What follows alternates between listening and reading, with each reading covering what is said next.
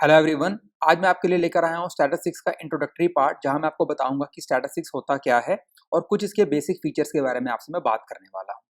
आपको एक चीज़ हमेशा याद रखनी है स्टैट्स के अंदर कि जो स्टैटिस्टिक्स सब्जेक्ट है it always deals with numbers. मतलब कि आपके पास जो इन्फॉर्मेशन होती है वो दो फॉर्म में हो सकती है, क्वालिटेटिव फॉर्म में और क्वांटिटेटिव फॉर्म में।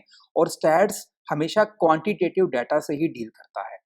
कई बार हमारे पास जो इन्फॉर्मेशन है वो क्वालिटेटिव फॉर्म में होती है, मतलब नंबर की फॉर्म में नहीं होती, और ये हमारी रिस्पॉन्सिबिलिटी होती है कि हम उसको नंबर की फॉर्म में कन्वर्ट करें, तभी हम उसको स्टैट्स में यूज़ कर पाएंगे। फॉर एग्जाम्पल, अगर मैं लोगों के पास जाता हूँ और उनसे पूछता हूँ कि कौन से ब्रांड के शूज़ आपको पसंद है, मैं उन्हें 4 ऑप्शन देता हूँ: Adidas, Puma, Nike and others. अब लोगों को समझ में आता है ये ब्रांड कौन सा है, लेकिन स्टैट सब्जेक्ट को समझ में नहीं आता। तो हम क्या कर सकते हैं, हम मैन्युअली क्या करेंगे, इस क्वालिटेटिव डाटा को क्वांटिटेटिव डाटा में कन्वर्ट कर सकते हैं। हम क्या कर सकते हैं, हम कह सकते हैं चलो Adidas is equal to 1, Puma is equal to 2, Nike is equal to 3 and others is equal to 4। तो यहाँ पे अगर किसी ने एडिडास पे क्लिक किया है तो हम क्या कहेंगे, उसने नंबर 1 क्लिक किया है। अगर किसी ने नाइकी पे क्लिक किया तो हम कहेंगे उसने नंबर 3 पे क्लिक किया है। अगर अदर्स पे क्लिक किया तो हम कहेंगे उसने नंबर 4 पे क्लिक किया है।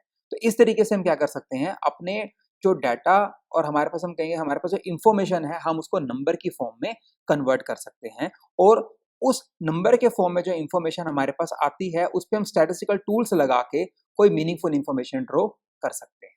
तो आइए चलते हैं हम अपने पावर पॉइंट प्रेजेंटेशन की तरफ और थोड़ा डिटेल में समझते हैं कि स्टैटिस्टिक्स सब्जेक्ट है क्या और इसके बेसिक फीचर्स क्या हैं। स्टैट्स एक ऐसा सब्जेक्ट है जो हमेशा नंबर से डील करता है। मतलब कोई भी इंफॉर्मेशन अगर आपके पास है और अगर वो नंबर की फॉर्म में है तभी हम उसको स्टैटिस्टिक्स कह सकते हैं। मतलब कोई भी डाटा अगर क्वालिटेटिव फॉर्म में आपके पास अवेलेबल है तो हम उसको बिजनेस स्टैटिस्टिक्स के अंदर यूज नहीं कर सकते। तो जब भी हम बात करते हैं स्टैट्स की तो हमेशा कहा जाता है कि आपके पास डाटा सेट कैसा है।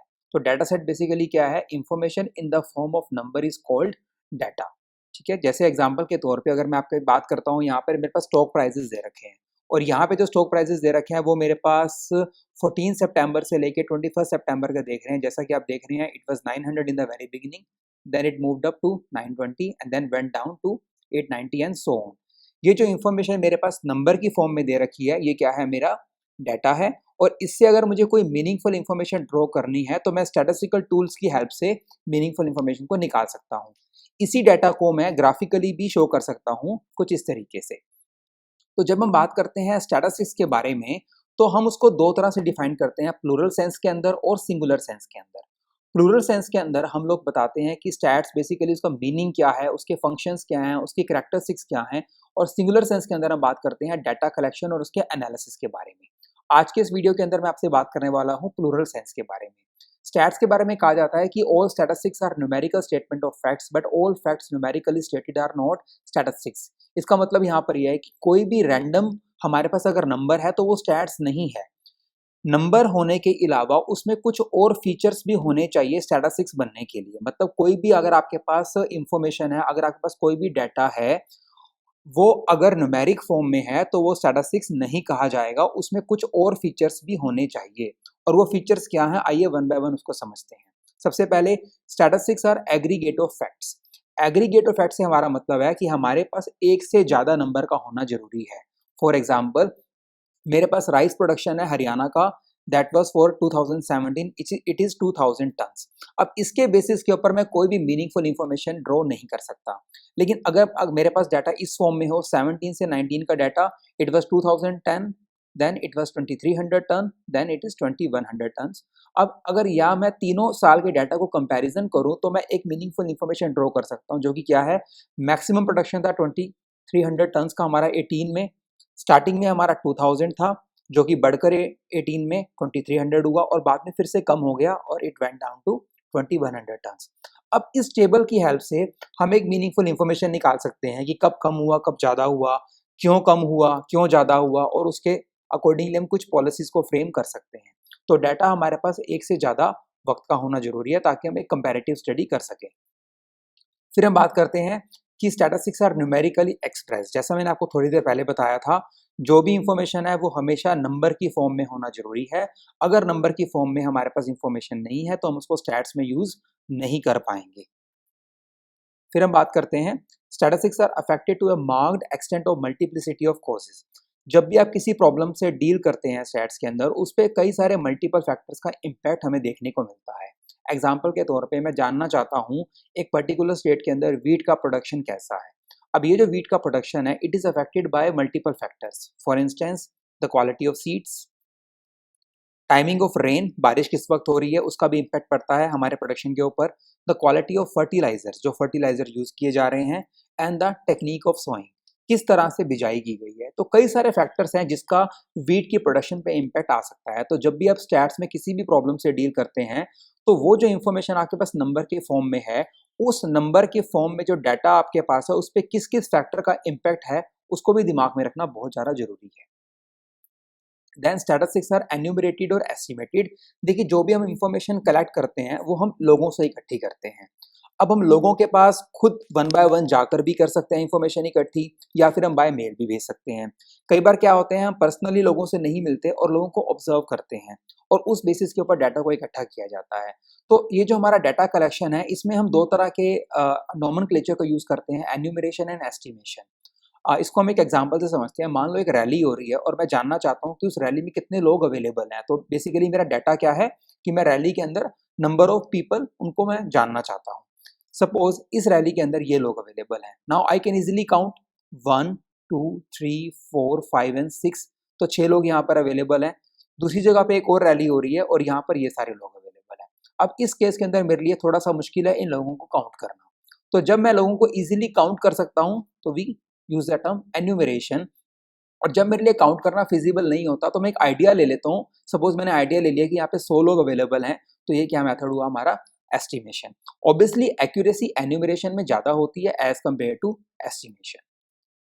फिर हम बात करते हैं statistics are collected in a systematic manner. मतलब जो भी इंफॉर्मेशन आप इकट्ठी कर रहे हैं, उसके लिए प्रॉपर हमारे पास एक प्लानिंग होना जरूरी है।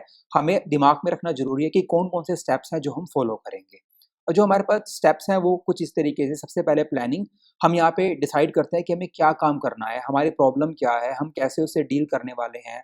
ये सारी की सारी हम एक तरह से एक प्लान ड्रॉ कर लेते हैं, एक ब्लूप्रिंट रेडी कर लेते हैं। एक बार जो प्रॉब्लम क्लियरली डिफाइंड हो जाती है, फिर हम क्या करते हैं, उस प्रॉब्लम से रिलेटेड इन्फॉर्मेशन इकट्ठी करते हैं, which should be in the form of number, and we call it data collection.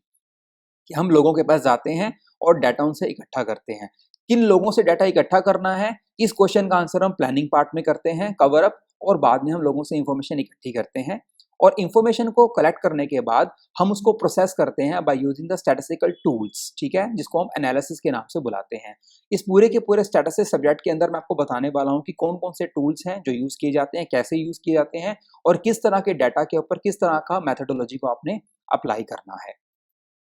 फिर हम बात करते हैं statistics must be collected for a pre determined purpose. मतलब जो भी इंफॉर्मेशन आप इकट्ठी कर रहे हैं, उसके लिए आपके माइंड में क्लैरिटी होना बहुत ज़्यादा जरूरी है। देखिए, टर्म वेग नहीं होनी चाहिए। फॉर एग्जांपल, अगर मैं यहाँ कहता हूँ collection of data on unemployment, अब ये एक तरह से ये बहुत ही वेग टर्म है। वेग इन द सेंस कि इनडेफिनिट है।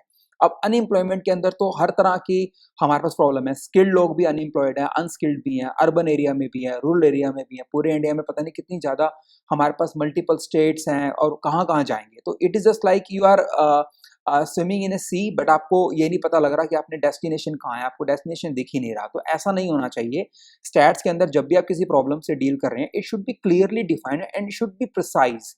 फॉर एग्जाम्पल, अगर मैं कहता हूँ collection of data on unemployment of skilled labour in urban areas of Haryana, now we are definite, we are precise now. अब हमें पता है कि हमें स्किल्ड लेबर का डाटा चाहिए, अनएम्प्लॉयड होने चाहिए, अर्बन एरिया में रहते भी हों, और वो हरियाणा स्टेट के हों।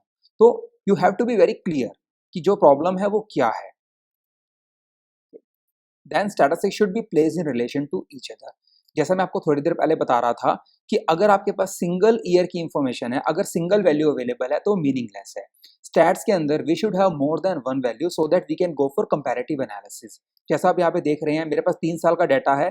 अब मैं यहाँ पे क्या कर सकता हूँ, कंपैरिजन कर सकता हूँ, ये बता सकता हूँ कब अच्छा परफॉर्म किया, कब बुरा परफॉर्म किया। पहले हम अप साइड गए, फिर हम क्या गए, डाउन साइड गए। सबसे ज़्यादा अच्छा परफॉर्मेंस हमने 2018 में दिया। तो हमारे पास जब तक कंपैरेटिव एनालिसिस नहीं होगा, तब तक हम आगे मूव नहीं कर पाएंगे। मतलब डाटा एक से ज़्यादा पीरियड का होना जरूरी होता है। So that was all about statistics in plural sense. I hope आपको ये वीडियो अच्छा लगा होगा, तो इसको लाइक एंड शेयर करना ना भूलिएगा।